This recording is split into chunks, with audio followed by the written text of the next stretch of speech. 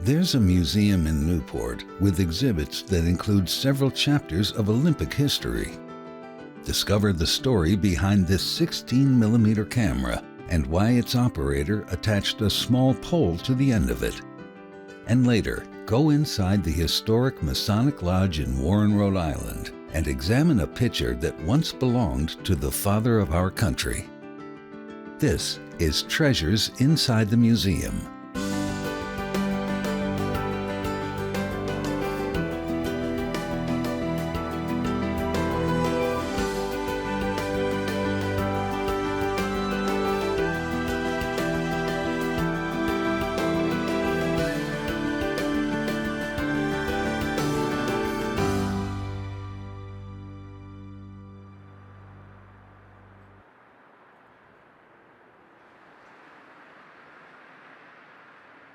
This building, that once housed members of the press covering the prestigious America's Cup sailing races, now serves as space for the Newport Sailing Museum.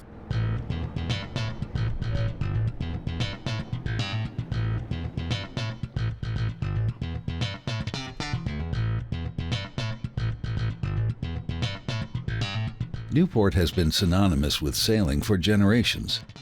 The local waters have hosted both casual and competitive sailors, making the city by the sea the perfect location for this museum.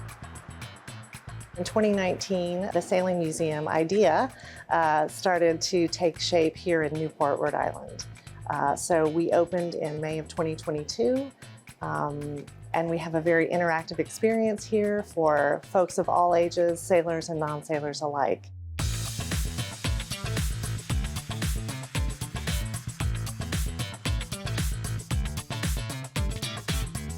Inside, you'll find exhibits that focus on nature's elements, competitions, and people, both as team members and as individuals.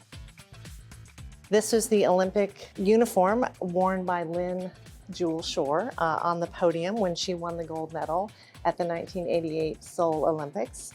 She and her skipper, Allison Jolly, who is also a Hall of Famer, won gold that year, and it was the first time since the Olympics began in 1896, when there was a yachting category, that there's one specifically designated for women.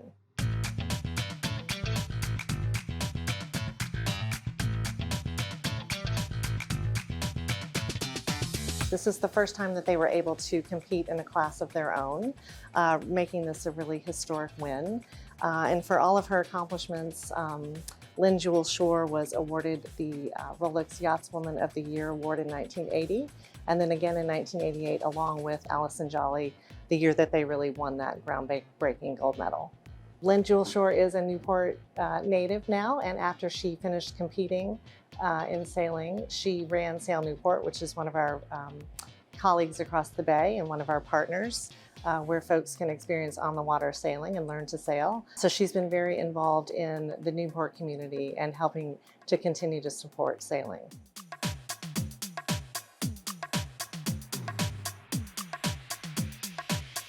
So the Olympic uniform here is part of a bigger exhibit, which is our Olympic sailing case. We are in the competition area of the museum, which celebrates not only the Olympics, but also all the iconic regattas, including the America's Cup, a replica of Lynn and Allison's gold medal. We have the gold medal from George O'Day. We have a gold medal and a bronze from Jonathan McKee, who was recently inducted into the Sailing Hall of Fame in 2022. In addition to honoring outstanding participants, the Sailing Museum also chronicles the evolution of the sport. While here, visitors can create their own journey, participate in competition, and step back into history.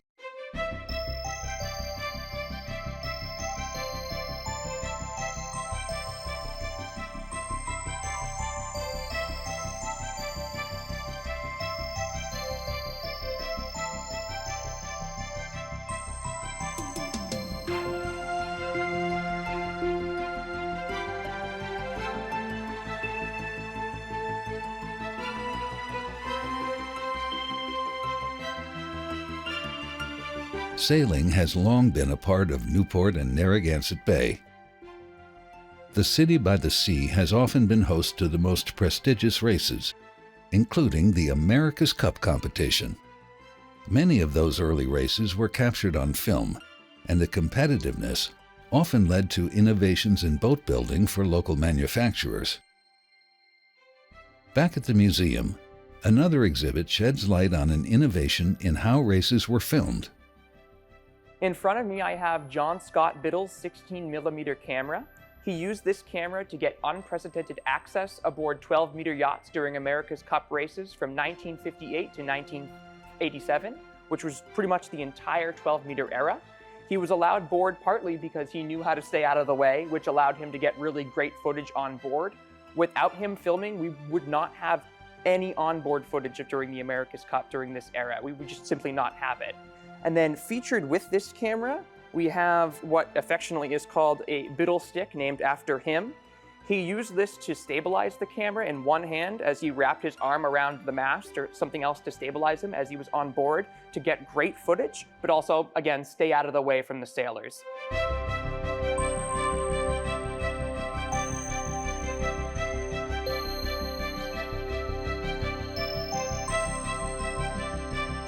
It kind of looks like an early selfie stick in a way. I do like to kind of start guests off by asking them what they think of it. Now, it doesn't extend, there's no telescoping aspect to it, but it does attach to the bottom of the camera, so he could completely reach out arm's length to get really great shots of the boat moving on the water. He was on board with sailors like Ted Turner, Ted Hood, Dennis Conner, and Bus Mossbacher as well. It's important to have this footage because you get to see the liveliness of it. You actually get to see these sailors in their prime with all the strength that they had moving these beautiful yachts that don't race like they used to these days. The America's Cup boats today are very different. So being able to have this footage is integral.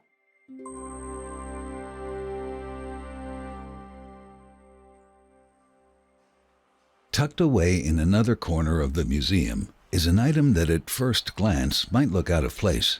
It has a custom wooden box with a small key and a well-worn handle. But this didn't come from your grandparents' attic. One of the first objects that visitors will see at the Sailing Museum as they round the corner is this Singer sewing machine, which is potentially a very unusual thing to be confronted with when you think about sailing, but it has a very specific reason for being here. This is the Singer sewing machine that was carried aboard the yacht Dorade during her 1931 transatlantic race, and was done so in case there needed to be emergency sail repairs. Of course, sails were cotton in those days, and a sewing machine was the logical thing to use when making repairs. The machine comes with its own case, this wooden case here, with Singer across the front. This is normally in our storage, so it's something that visitors to the museum would not see during a visit. But we like to tell the story about Dorade. She was a very important racing vessel. Sparkman and Stevens design, created by Olin Stevens in 1929. She won many transatlantic races during the 1930s, and her current owners a few years ago endeavored to win or race all of the same races that she undertook in the 1930s, and they bested those times. So this is on loan from the current owner's collection, and we are delighted to have it in the museum. The museum is made up of 6 different thematic areas, with a lot of them being interactive.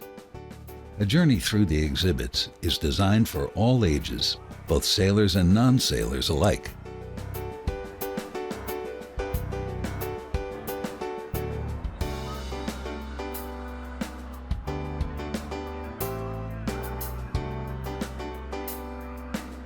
Visitors can compare different hull designs and try their hand at raising a sail. Another exhibit teaches you how to sail into the wind. There are a number of boats in the museum to walk around, and examples of essential gear, including what you might need if something goes terribly wrong. Today I have in front of me Captain Bill Pinkney's abandoned ship bag and Argos transmitting satellite. He used both of these items on his voyage during the early 90s, 90 to 92, his solo navigation across the entire globe by himself. He did this via the Capes, which is a lot more difficult voyage than going through any canal. So he had these for a specific reason. If he ever had to abandon ship, he would have had this bag. Inside was a water maker, flares, a transmitting handheld radio, and small amount of food and water to survive. This satellite has a quick release on it, so he could take that off with him if he ever had to actually abandon ship. Captain Pinckney, on this voyage, he also live broadcasted himself to American school children during this time to talk about not only his voyage, but being an ambassador for the sport of sailing itself. These items are very important because Captain Bill Pinckney was the first African American to solo circumnavigate the globe through the Capes, so these items do hold that significance. It's just such an amazing voyage. This is a 27,000-mile voyage. It took him 22 months, almost 2 years. So these items belong here because of that.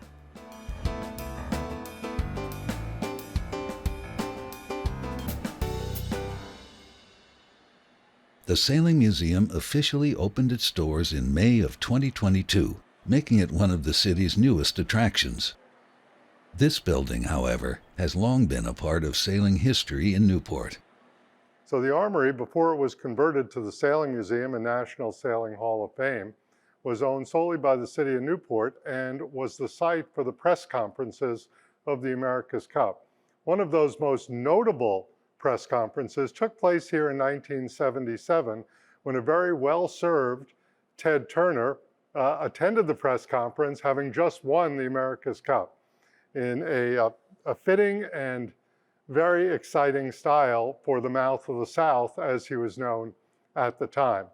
Not only a successful entrepreneur, a successful businessman, a successful sailor, but a man who was irreverent all of the time. And he carried that through to his competition here in Newport, where he beat some of the big names in sailing to go on to defend the America's Cup for the New York Yacht Club, and then go on to win the America's Cup for the New York Yacht Club. And among the things that we have from Ted's collection is his cover. And how cool is that, that we would go with Time on this side and Sports Illustrated on this side. So here's this guy from the South, just starting with CNN, that people knew in sailing circles, who was legendary for his sailing ability and for his irreverent style, representing the New York Yacht Club, not known for its irreverent style, and going on to win the America's Cup, really as an amateur. And this collection is just some of the stuff that was part of that particular challenge.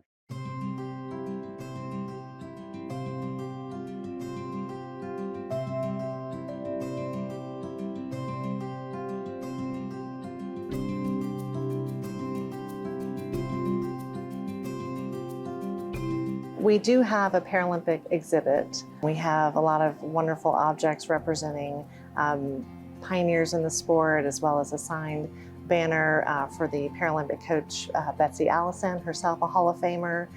So we endeavor certainly to represent all who have sailed and participate in the sport and have left such a legacy.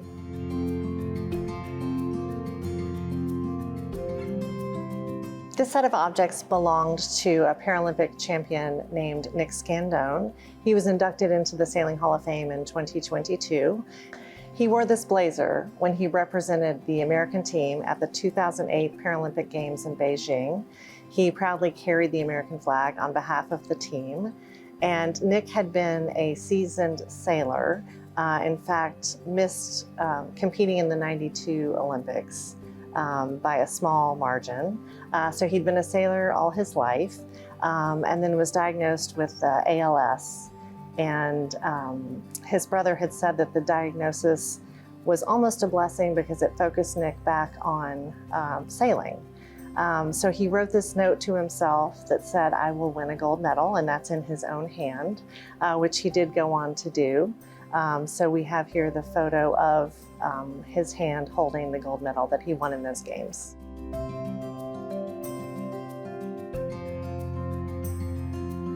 Museums like this provide inspiration by making connections with visitors. They enlighten our minds with interactive exhibits and create memories that do not expire.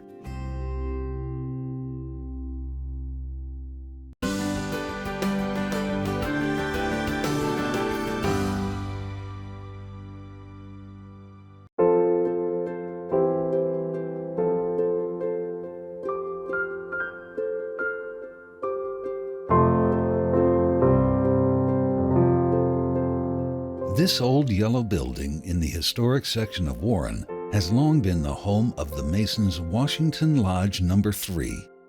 The building dates back to the 18th century and was built partly using old timbers from British ships. They are proud of their long history here and take pride in sharing that by regularly inviting the public inside. So this opens this way. There are a lot of treasures to see here, but perhaps none more meaningful than a piece that dates back to the American Revolution.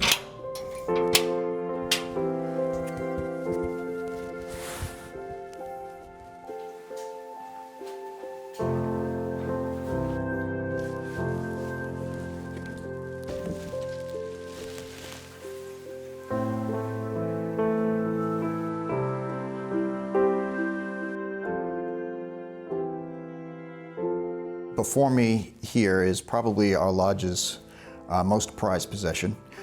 This is a picture that was used by George Washington in the Continental Army headquarters during the American Revolution. So it is, my hands are shaking just looking at it. It dates from 1775. And it comes to us through our first secretary of our lodge. His name was Nathaniel Phillips, and he was the quartermaster for General Washington during the Revolution. So he was in charge of basically moving all of the command staff equipment from one camp to the next. This item was taken by him at the conclusion of the war, and it remained in his family, and it was passed down through his family to his grandson, Charles Phillips, who then donated it to Washington Lodge in 1925. So since then, it has been a highly revered and cherished artifact.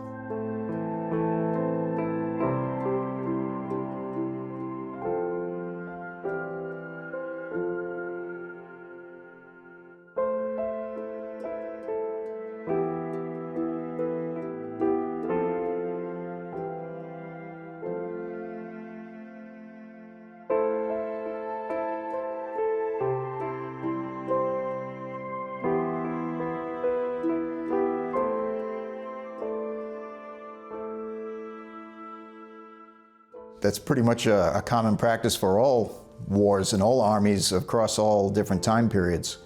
You would take souvenirs from wherever you were particularly stationed.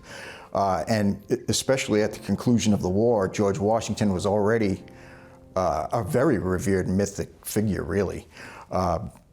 So that anything that would have been used by him would almost be like a secular holy relic.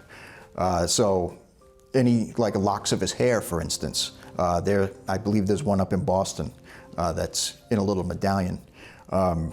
So these things that are any association with George Washington are sacred, and especially to us as Freemasons. Personally, George Washington is my boyhood hero, and I have to admit he's also my adulthood hero. So to be able to see something and be this close to something that he himself used, it's really a dream come true. This is my Disneyland, basically, for history nerds.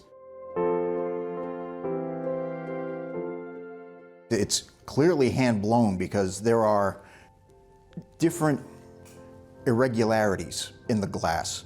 The one side here is particularly higher than this side. There's also air bubbles in the glass itself. And there's also an imperfection of another air bubble located just here on the picture. But it is cut glass. So it is fancy, but not too fancy that it couldn't be in an army headquarters moving around during the Revolution.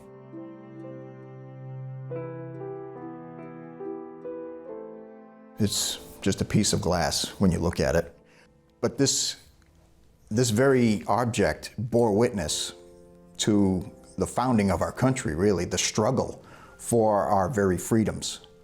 So to be able to have a tangible piece of that, it's really fascinating, and it's really powerful, and it's kind of moving, because there aren't really many relics that you can look at, that you can see and touch, that are so connected to that very crucial period in our history when we were becoming who we would become.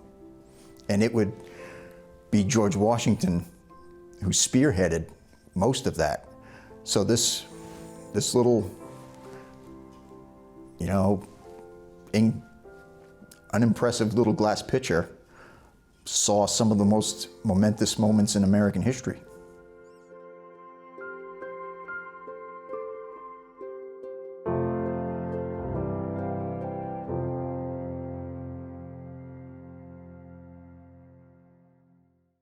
Another collection at the Lodge also dates back to the same period of American history. Perhaps one of the most iconic pieces of clothing from the colonial era are tri-corner hats. Also called tricon hats, the style ranged from simple to extravagant. This set has a special connection to the Lodge. These here are the original officers' hats from the 1790s.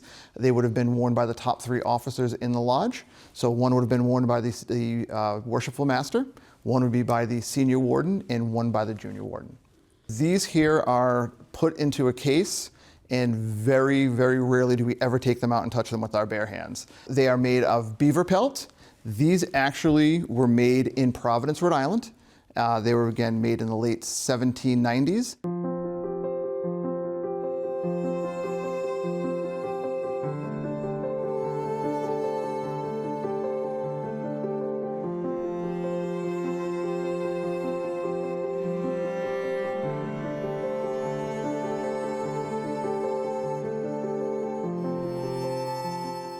I think it's important for people to understand the history of the country, the history of the town, and all of the prominent people that have been Freemasons, that are the Bakers, the Childs, and people like that, that are just part of U.S. history. And the best way to connect with it is to be able to see things in real life.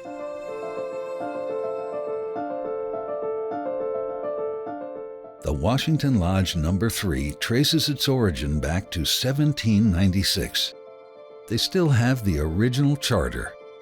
The document is more than 200 years old and might have been lost had it not been for some clever thinking a long time ago.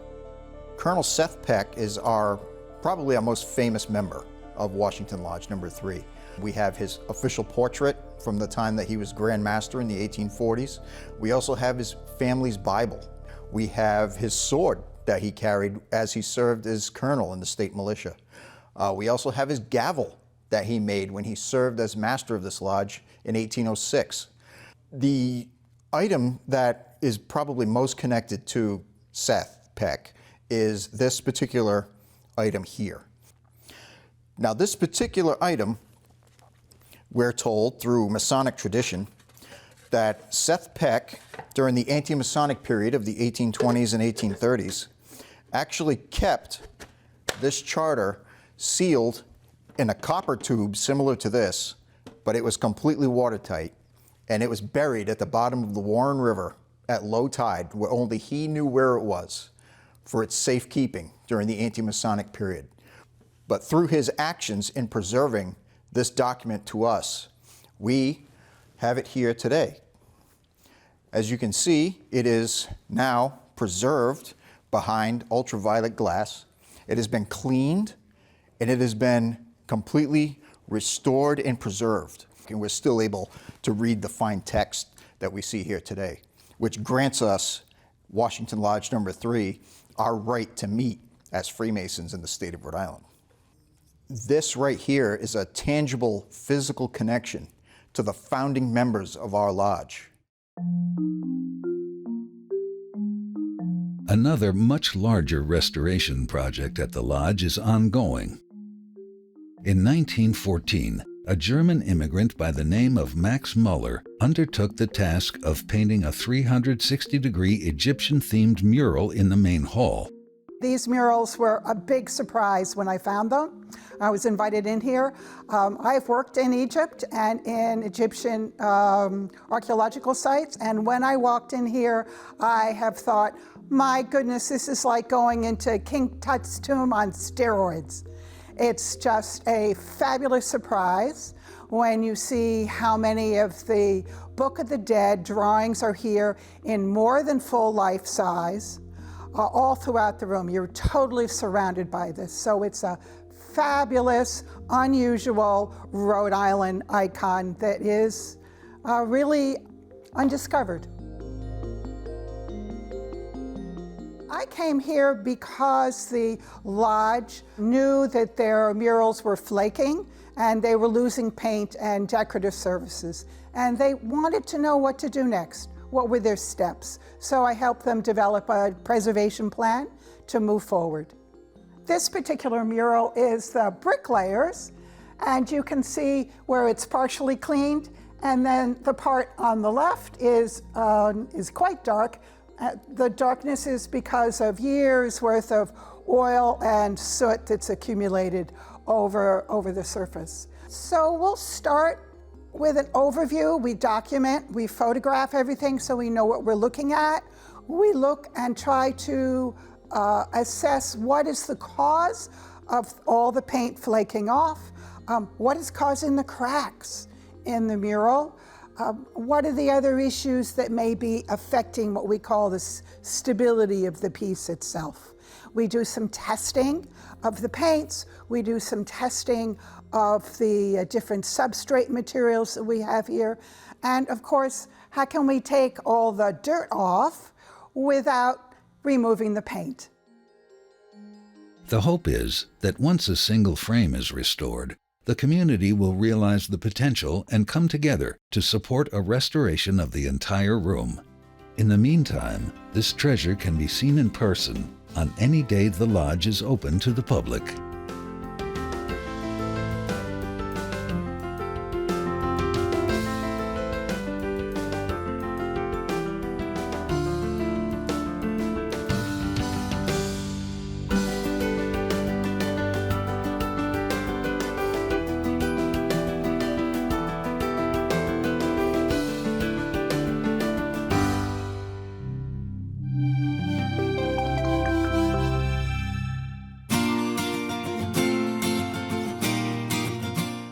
This program and other episodes of Treasures Inside the Museum, as well as digital extras, are now available to watch anytime by visiting RhodeIslandPBS.org or the Rhode Island PBS YouTube channel. Take a private tour with exhibit curators.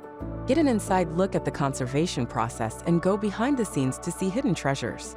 Whether you are interested in artifacts, paintings, photography, architecture, or history, you'll be inspired to learn more.